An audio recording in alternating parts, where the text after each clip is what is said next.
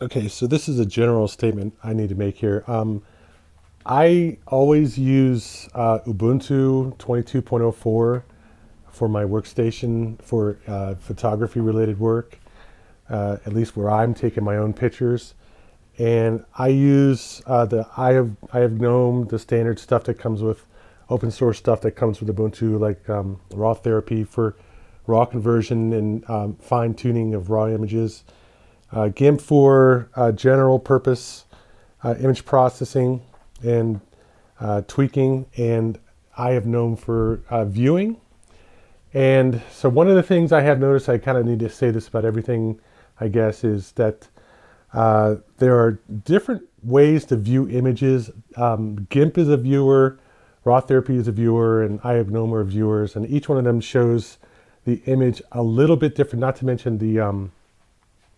the Nautilus file manager has a mode where you can look at thumbnails of the images, and they all show the image a little bit different. As a matter of fact, I've just found a error in Nautilus where it doesn't update the thumbnail properly when I change the image.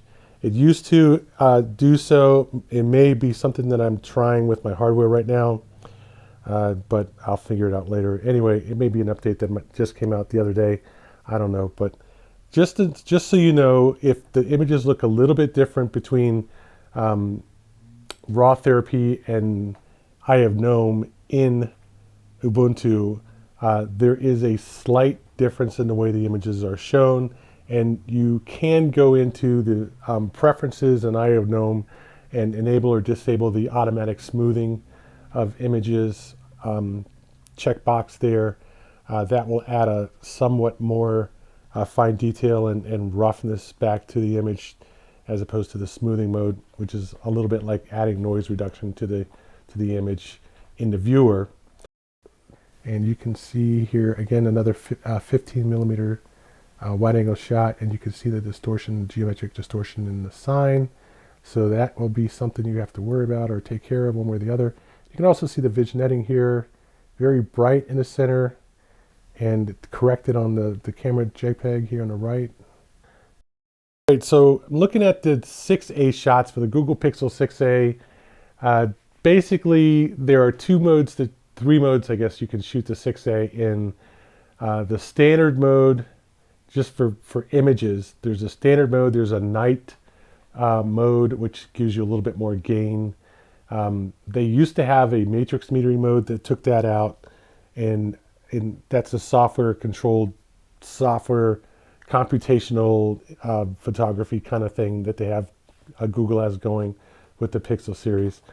So I almost always shoot with the HDR Plus on, which gives me a little bit more contrast, a little bit more clarity, drops the white balance temperature noticeably, and a lot of people don't like it. I find that it does make things a little more colorful because it does have a haze reduction mode also. If you shoot the camera without the HDR Plus on, then it just uses the default HDR mode. It's still slightly HDR. It's pretty hard to get the camera into a neutral mode where it shows like a blue sky with the haze in it, like I think the 8A does now, from people I've talked to with the 8A. I don't really like to use a mode that makes the image look less attractive. So for the golf shots that I take, which I usually when I take, or something quick with a camera, I don't mind shooting HDR. It definitely adds a little bit more, compresses the dynamic range a little bit, and I actually appreciate that. In general shooting, it's nice to have. The other side of the coin is that you get a really ridiculous amount of noise reduction and sharpening to compensate for that. And the images look like they've basically had somebody come in with a pencil and write in the fine detail. So I'm just looking at this first shot here. Which is the clock that's sitting outside of a golf course clubhouse that I played at this summer in, believe it's just north of Lompoc. I forget the exact name of the town. It's up by Del Mar somewhere, not maybe 25 miles up the course from Lompoc. But anyway, so one of the issues that came up over the summer with shooting this camera was the issue of shooting it in RAW or something close to RAW. It supports DNG versus the camera JPEGs and HDR plus. And so on the left here, I have the RAW input into RAW therapy, and then save that out as a PNG file. And on the right is the camera JPEG, the corresponding camera JPEG. What the 6A does is it saves images in what it calls original, and then cover with the file names original and cover appended to them. And the original is a DNG file, and then the cover is a camera JPEG. So if you know anything about DNG or not, that's one thing. But with a lot of cameras, they support DNG because they don't support the actual RAW format for the camera. And this is no different. And so you can see some of the common IQ issues with DNG files, in that they have some of the features of the RAW file, but not the RAW file. It's certainly not uncooked RAW versus cooked RAW, which is another issue. So if you look on here on the left here, you can see a little bit of purple fringing running across the roof there near the green gutter line. There is some highlight overshooting here in the flag. There's a very soft and gentle look and feel to it otherwise, but you can also still see some noise in the slats on the wall there. So there's some chroma noise in there that you can see if you look at a little bit closely. Whereas on the right side, you can see where in the camera JPEG that a lot of that chroma noise that's in the slats has been cleaned up with noise reduction, giving you a kind of soft look where there's a loss of fine detail in the slats.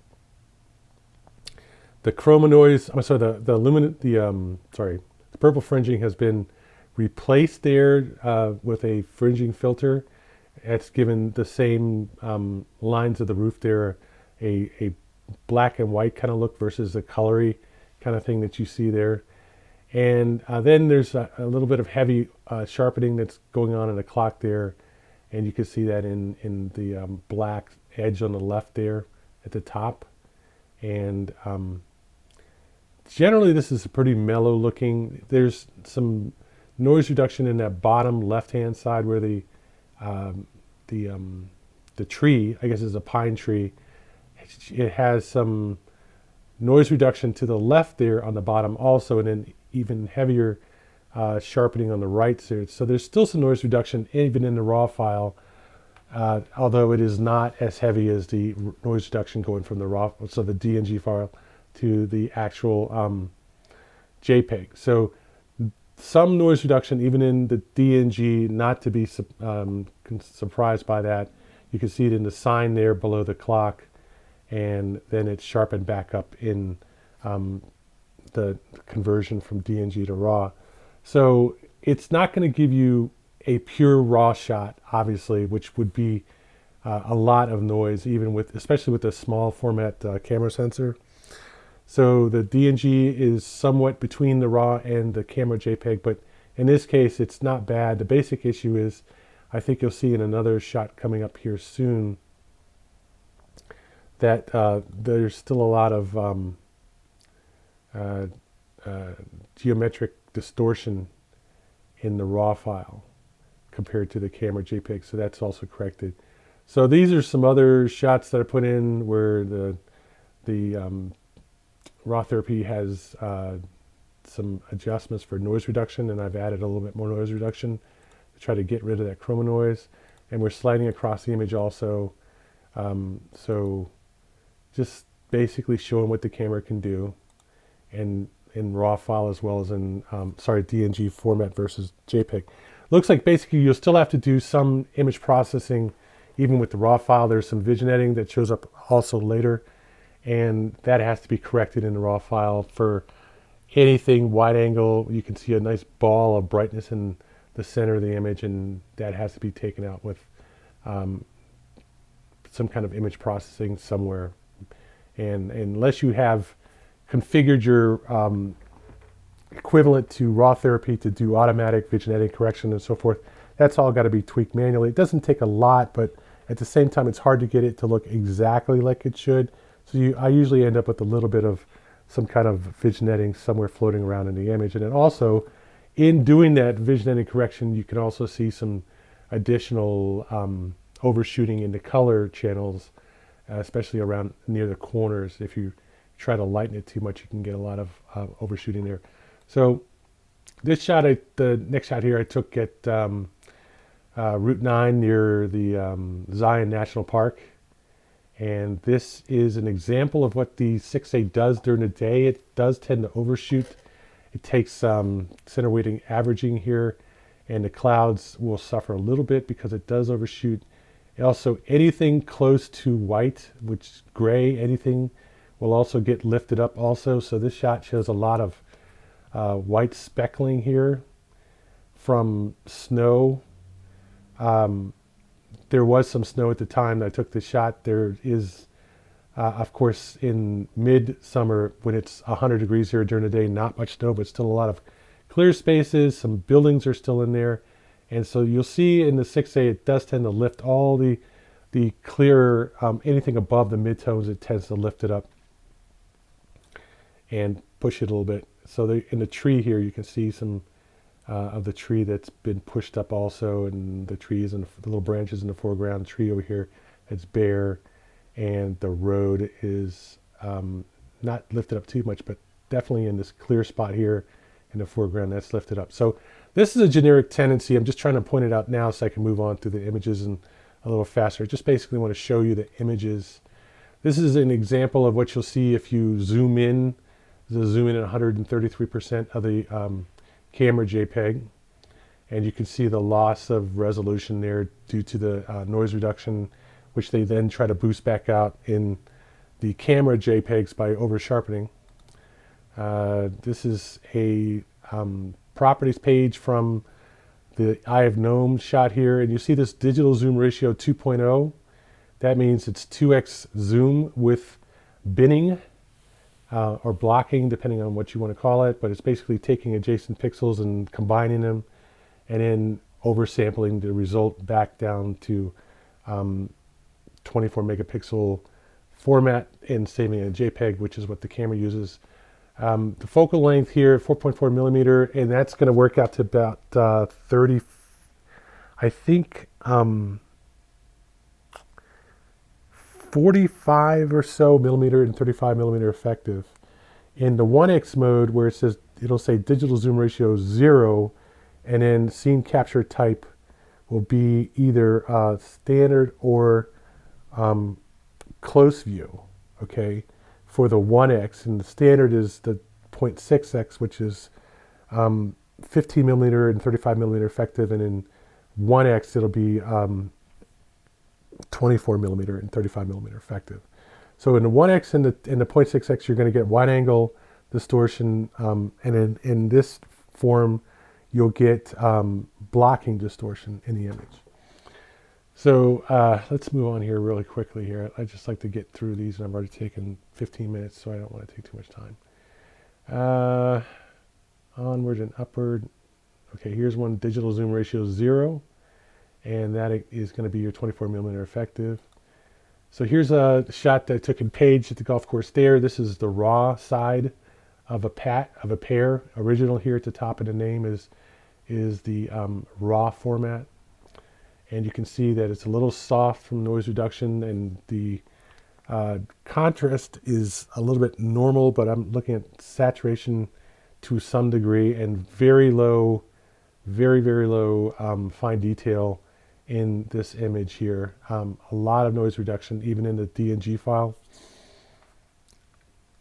Going on, so you have to get slightly different raw therapy production there. And there's the original file with the original crop in the JPEG. I cropped the other one down to 16:9. This one, apparently it's in 4:3 in this particular mode, which there's two modes that you have in the JPEG. You have a wide shot mode, which is 4:3, and then you have a narrower mode, which is 16:9, and that you can set in the camera on the camera app when you go into the little gear thing, it'll allow you to set that either wide mode or narrow. So this is the wide mode in 4.3. There is a comparison. This is 16:9 for the DNG format in 4.3. And then this is, I don't know what I did here. Another crop of the same shot. Anyway, all right, side by side, this is the RAW versus the camera JPEG on the right. And you can see the definite softness. And this is going to be a zoom here, 50% zoom into the RAW shot versus the camera JPEG to get the same scaling. And here it's not looking too bad. The JPEG, it tends to work well as long as you don't zoom in too much. And the RAW file doesn't really give you an advantage. Certainly not in apparent fine detail because the camera sharpening is so strong. You're, again, better off just using the camera JPEGs as long as you're not zooming in too tight. And the tighter you'll see, you start to see a little bit more linear distortion. And that's evident here at 100%. So roughly 100, 120% camera JPEGs tend to work fine as long as you shoot the 1x mode or the wide angle mode and stay away from the 2x mode, the 133, and then you can start to see some serious distortion there in the fine detail at the bottom. Also in the trucks, everything in the back there, and compared to the 133 to the RAW mode, and there you can definitely see heavy noise reduction when you zoom in, which is why you don't want to zoom in too much on the camera JPEGs. Loss of fine detail to what fine detail there is in the power line post there, and going on back, it just turns into noise reduced noise, but still noise. There's not much detail there. This is pretty common though. If you look at the shadows, you don't see much detail in the shadows in most cameras and the RAW shots. So it's definitely something you'll pay later if you try to do anything fancy with the shots. If you just look at them in normal resolution, anything 133% or lower, they'll probably be okay for most uses. And again, the camera is very convenient to carry around. The one thing I wanted to show here in this is the shutter speed for this camera tends to be very high. That's getting into the microsecond range, I believe there. Millisecond certainly, high millisecond, and you don't really take a lot of shots with most cameras at that high shutter speed in daylight. And I would say the good thing about this is the faster the shutter speed, the easier it is to freeze the fine detail, when, like leaves and trees and stuff, and they're being blown around by the wind. And also it takes camera motion pretty much out of the equation when you're pressing the camera shutter on the screen. It is an issue for handheld shooting, and this does tend to take it right out. The f1.7 f number, I think that's more of an issue that's lost in the noise reduction, where you lose any real detail in terms of depth of field issues. So I wouldn't really worry about that. It's just good enough for casual shooting, but I wouldn't say that it's the kind of thing where you're going to definitely try to get high resolution shots. That's where you'd want to use a DSLR. But then on the other hand of the equation, the colors coming out of this thing, the 6A in HDR plus mode, are almost always going to look more attractive. Even though they're not accurate, they're not natural colors, they're still going to look more attractive. Then you will work hard with a DSLR to get decent colors to match what you see in the 6A JPEGs just using HDR plus.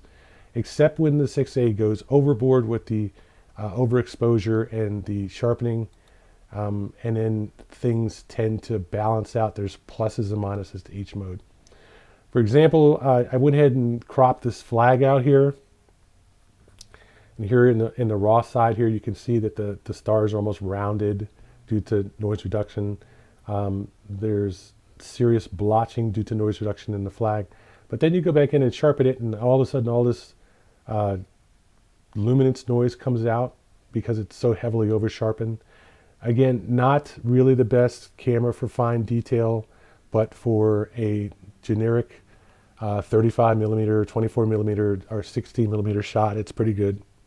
Works well. does a decent amount of good shooting. Took this in the Los Angeles National Forest, and unfortunately I was rushing to get somewhere, and I had just gone through the forest trying to get around a traffic jam on the 215.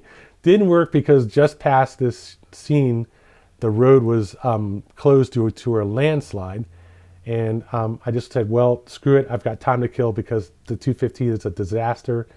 I'm going to go up here and take a few shots up in the mountains and come back and see it. I just didn't think about taking it in raw mode.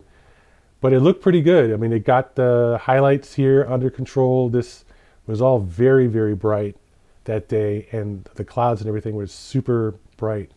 And it handled it fairly well. Although if I zoomed in to the trees here, and there are trees here in the gray part, that looks like crap if you zoom in more than 50%. And there you go. It's just not the kind of thing you really want to see from a high fidelity camera. But for a modest cell phone, you know, it's not bad. It works well.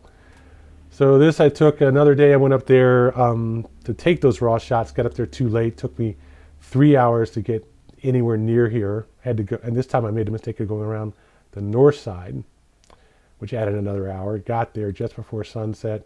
You know, here's some more raw versus camera JPEG examples. Noise reduction, you can see pretty evident here. But it did get the sunlight pretty well. And then I got back up to the same place I took the shot before, or similar, close to the same place. And these shots I took in RAW plus DNG plus JPEG, and the camera significantly overexposed the scene.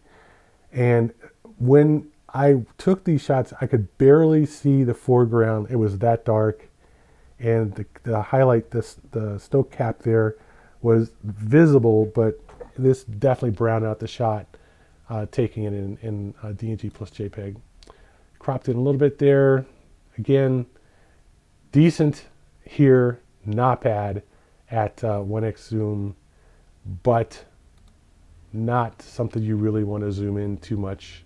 I took these at different scaling to get the size the same, and you can see the softness there. The DNG side looks fine, reasonably fine on the camera JPEG side. Now you're starting to see that heavy duty noise reduction plus over sharpening in the picture, plus on the left there in the DNG heavy duty over sharpening with, heavy duty noise reduction with no over sharpening.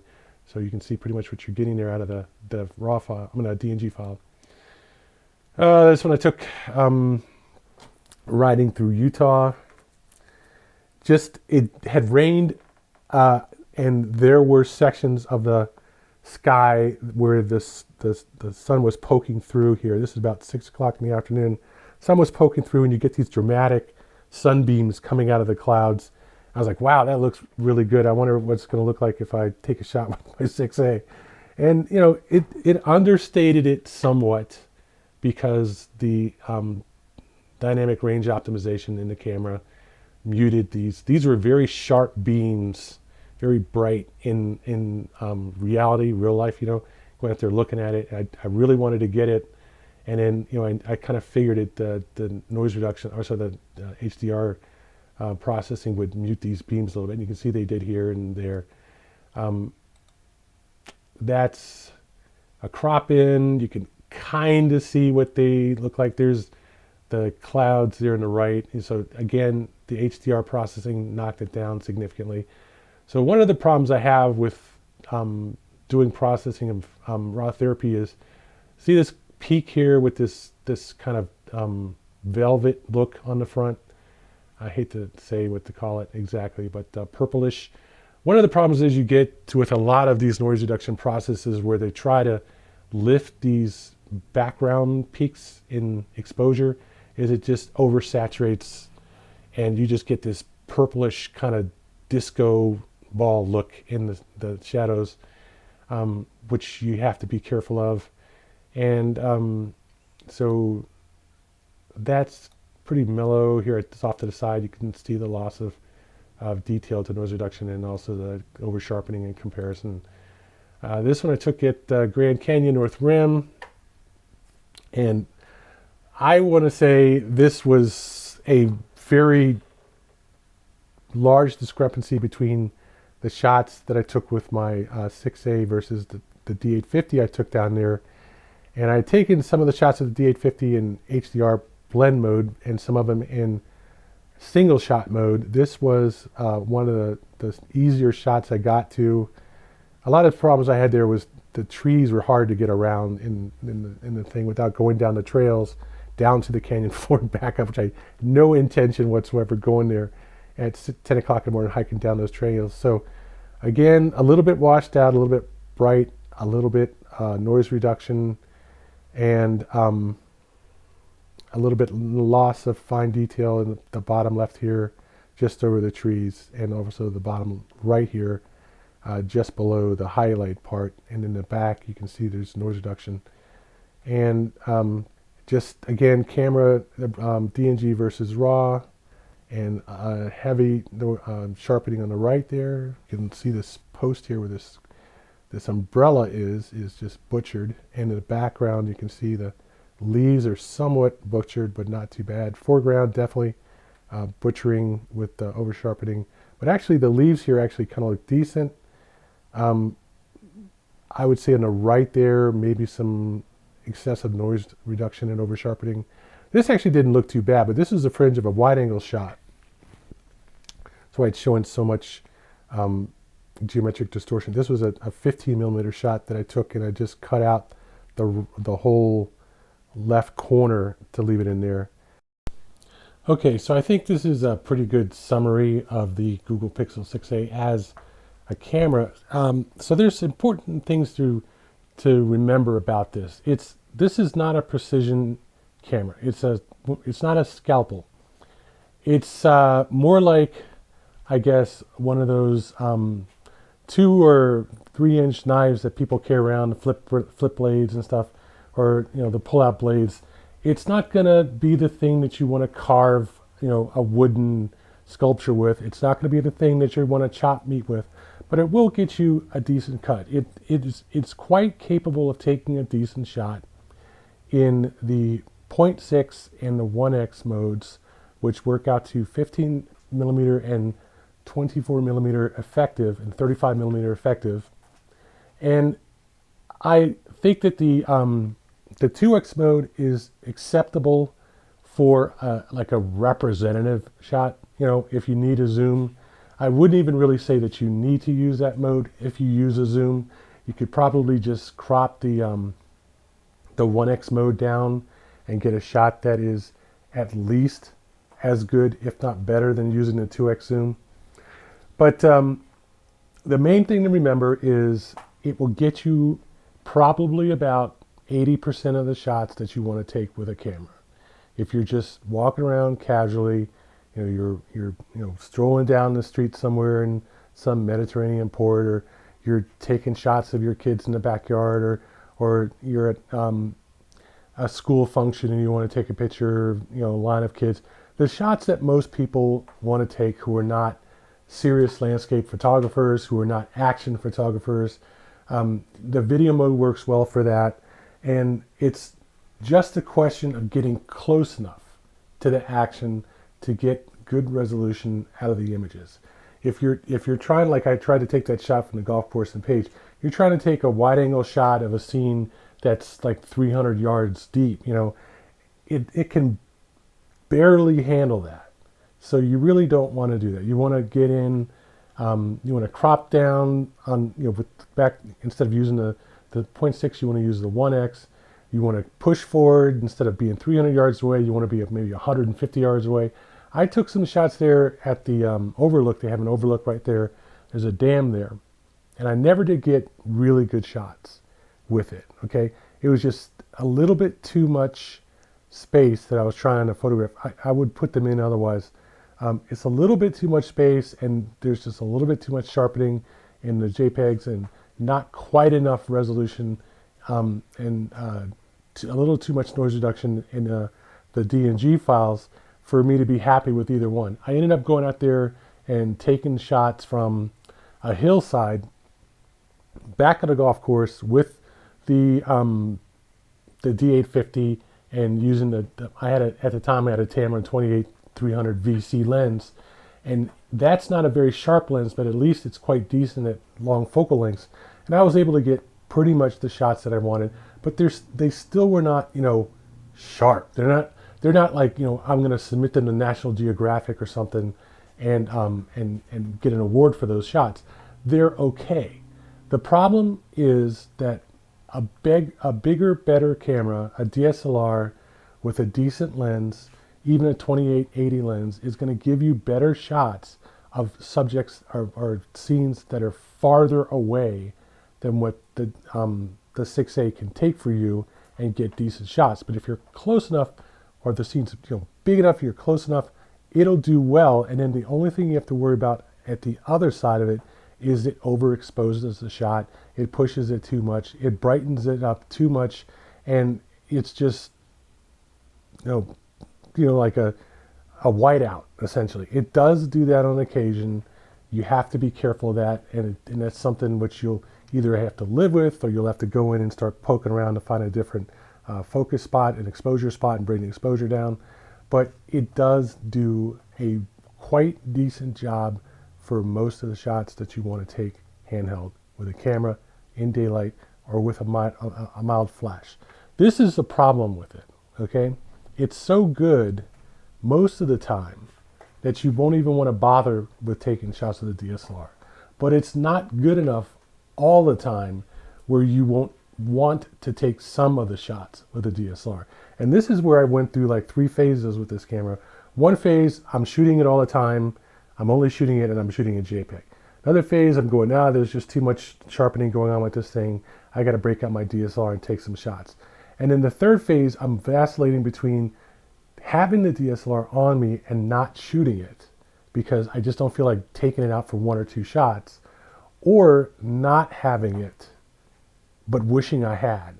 Like when I had that shot of the sun peeking through the clouds after the rain, and I just said, I know I need something better than this, that I can shoot raw to get this scene the way it really looks. But the thing that you'll eventually realize is nothing really gives you the shot that you want, that you see. And everything is an approximation. One is a better approximation than the other. One is easier and more likely to have on you than the other.